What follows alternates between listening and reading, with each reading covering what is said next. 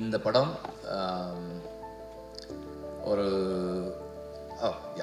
I need to thank MR Radha sir.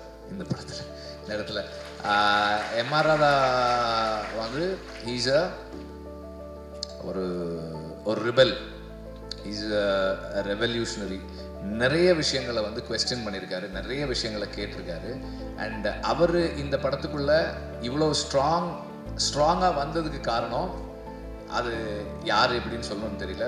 ஏன்னா ஒரிஜினலாக விற்கிற ஐடியா வந்து நாலஞ்சு நடிகர்களுடைய மாஸ்க் இருக்குன்ற மாதிரி தான் இருந்தது. கடைசியில் அது வந்து it just got fixed with MR Radha sir mask. நான் வந்து ராதாரவி சாருக்கு இந்த படம் ஸ்டார்ட் பண்ணுறதுக்கு முன்னாடி அவருக்கு கேட்டேன், சார் இந்த மாதிரி சார் யூஸ் பண்ண போகிறோம், எங்கள் ஐயாவை வந்து ஏதாவது தப்பாக காட்டுவீங்களா? இல்லை சார் அப்படிலாம் இல்லை சார் அப்படின்னு. சரி அப்படின்னா வந்து யூ கேன் யூஸ் அப்படின்னு சொல்லி சொன்னாங்க.